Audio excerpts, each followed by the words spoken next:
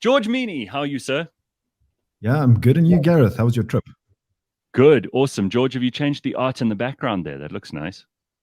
Yeah. I put a couple of. Was just a little bit closer. Very nice, George. Look at that. Nice. Look at what's going on. And there's some fancy lighting folksy. going on there too. George, very professional. You know, we got a complaint from someone who listens to the show this week about some of our guests who come on and some of our regulars who come on and have shitty sound and they don't have a very nice camera and they don't have a good picture. No one has ever said that about you, because from the very beginning of the show going online, because you used to come into studio just like we did, you had it very professionally set up. So many kudos, George, to you for getting this right. And it's not hard to do, right, George? Tell everybody. No, we may have jinxed it though, because George, your screen is a little bit bouncy. I just thought I'd put it out there. Well, yeah, it's probably because I moved my chair now. So, yes, Leanne, who didn't even pitch for last week's shows. I mean, she's giving you trouble. Can you imagine? So, George, well done. No, seriously, it's not hard to do this stuff, right? People need to learn to use this this new means of communication, because this is how we do meetings and things now. You do it better, and you can talk to people all over the world. Makes sense. Yeah, I mean, I think you could take a cue from a guest you had on before, which was a friend of yours and mine, Gareth, which is Richard Mulholland. I don't know if you remember that show that you did with him, where he said the way you're perceived on a video is as important as the way you're perceived in a meeting room. Right. And I think that kind of aesthetic is important. You often get people on video that I have meetings with, and I feel like the camera's at the bottom and you're looking up their nose. It's terrible. And it's not just us, because I watched something on the news the other day where one of the ministers was sitting like this. Yeah. It's like you're the baby in the cradle looking up. Exactly. All right, let's move on. We've got a huge agenda of things to talk to George about this morning. Where do you want to start? Well, I want to start with a lockdown project, a father and son lockdown project, as a matter of fact. And let me just pop the link to you there, Gareth. A father and son lockdown project. So they had nothing better to do, this father and son, so they decided to build or turn this Ford Fiesta. Remember, we were talking about this boat car truck thing a couple of weeks ago, and that one couldn't go on the water. This one can actually go on the water. Proper James Bond. Do you think they heard us saying, why build a car that looks like a boat if it can't go on the water? And they fixed it. Exactly. I remember you saying that, Leanne, and this father and son duo actually fixed it. So this car can actually drive on the road, and it can go on the water. Very massive improvement. So I like this. The fact that it is completely amphibious is what sells it to me. Father and son team, proving that you don't need a huge team of engineers. You don't need massive corporate money behind you. You can do this.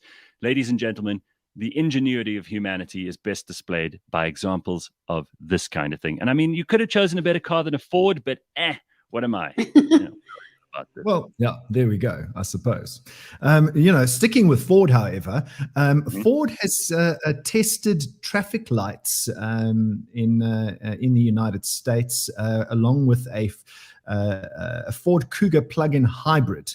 So what the principle was is that they're trying to create this Internet of Things environment where emergency vehicles can talk to traffic lights and clear the path for emergency vehicles, which I think is a brilliant concept. Whether it would work in South Africa or not, another story, because taxis block intersections. And all that stuff, but the car talks to the traffic lights. The traffic lights talk to the car, and the traffic lights kind of indicates to the car how long it will take for the traffic lights to clear the path. And then the car, with adaptive cruise control, adjusts its speed to make sure that its path is actually smooth. That sounds wild. I love that. So, what is your experience then as a driver? The car kind of takes control. Pretty much, yes. So, level 2 autonomy at the moment is the stuff that we see. The C-Class that you're busy driving from Phil, Gareth's probably got a level 2 autonomy, which is adaptive cruise control. It keeps within the lane and it follows the car in front of you. Level 3, 4, and 5 is a bit of a stretch. Actually means that the driver doesn't have to be as attentive as with adaptive cruise control, and the car takes over.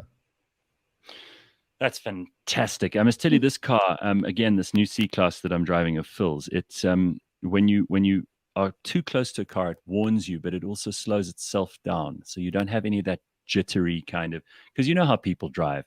It gives you a little beep, but then it actually gets louder and louder, and it's got a little triangle that comes up on the screen in front of you. It's an amazing thing. Before, and before, George, let's be honest, we would have smashed into each other before these things were available. And now the car's doing a lot of the forward thinking for you, and it's not a bad thing. Humans are not we're not as sharp as we think we are. It's not a bad thing, but I kind of feel proud that I'm still doing all the work in my choriki. No, you can. Well, we'll get to my last story, which is built just for Leanne and around this topic. So, right. So wait till the end, Leanne. You're gonna love the one at the end. So, okay. So that's the Ford Cougar with the adaptive cruise control, or should I say, a level of autonomy and the Internet of Things. And a very different story is in Vancouver. A cyclist was knocked over. Now, I used to be a cyclist. I used to cycle, 100, 200 kilometers a week. So I understand the complexities of being a cyclist on the road. Cyclists sometimes are a little bit reckless, and they don't realize that they're squishy human beings with no protection, and and should really be really careful, because if you get knocked by a car, it can hurt. But this particular cyclist by the name of Ben Bolliger was struck by. It's a very unfortunate name, let's just say, to start off with. I mean, it's bad enough being a cyclist, but what a horrible name. He was struck by a car while cycling. He had to go undergo surgery. He had CAT scans, X-rays, 26 therapy sessions, 10 rehab sessions, 2 splints, 1 in his arm. So he was seriously banged up from this car that had hit him. Next minute, in the mail, he gets a bill for 55,000 rands repair to the car that knocked him. No. You're joking. No. How's that? Is this lawyering? Is this bad lawyers doing what bad lawyers do? That's what it is, right? Yeah, I mean, I think it's just a little bit of bad lawyering that he got this bill, which I think is a little bit unfair, because it's really the insurance company, I think, chasing whoever they assumed was in the wrong, because what the driver of the car said was that he skipped a stop street. And that's why it was his fault. Well, let the lawyers do what lawyers do, but I think it's really unfair to take that out on a guy who's already been smashed around as much as this. And also, I often say mean things about cyclists, but I want to be clear about this. I don't believe that it's okay to smash into them. It sounds obvious, but Leanne, did they ever find that guy who hit your dad while he was on his bicycle? No, the footage, because it was dawn and it was around 6 a.m, the car had its lights on, so the camera that caught him, the lights were too bright to read the number plate. Oh, man, you see, it happens here in South Africa too. Yeah. All right, George, what else you got for us? Last story just for Leanne, and that is 9 of the most pointless features inside a car. The first is a tachometer, or the rev counter. What is the point of the rev counter in today's car? The car manages everything. Why would you need to know how fast the engine is spinning? Right. The second is those flappy paddles behind the steering wheel in an automatic vehicle. Why would you want that? Isn't that just because people who watch Formula One want to think that they're changing gears like Tiptronic? Right. Tiptronic, yes. The third one is a sunroof. How often do people actually use their sunroof in their car? What is the point of a sunroof? I don't know. Yeah, cars are temperature controlled to such a point now that you probably wouldn't. But doesn't it create a bit of a breeze? I know some people who like a sunroof, and it's important for them. I think you're right, George. It doesn't matter to me, maybe, but to some people, it's a massive thing. Maybe it does. And then I'm not going to go through all 9, but launch control.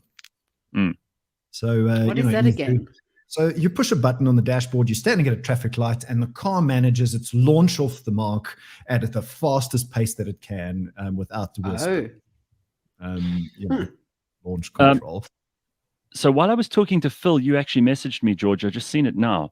With the touch screens that I was trying to articulate in my sort of baboon Neanderthal way, because I don't know any of this stuff. You have the terms that you can actually understand here. So there are 2 kinds of systems for touch screens. Explain this to everybody. So the old system for touchscreens, which you still see in the banking environment to a large degree, if you go to an ATM, is called resistive touch. So you have to actually put pressure on the screen in order to get something to happen. It's pressure based, whereas Apple actually made it popular with the iPhone, and it's called capacitive touch. So you can touch it very lightly and it still works. Okay, see, we learn new things every day, and let's take out all those stupid things from cars that we don't need and keep putting in the things that we do, because they're becoming very advanced, and it is more exciting than ever to be in a new car. If you see the difference between what we were driving like just 10 years ago and now, it's just phenomenal. Exactly. And I meant what I said, George. When it comes to the electric vehicles, you're like the biggest disciple of all. You keep us informed on that front too, so it's good to have those updates from you every week. Yes, and watch this space, because I'm going to get to drive the Audi e-tron GT soon. Looking very forward to. That's amazing. Right. Have a happy weekend, everybody.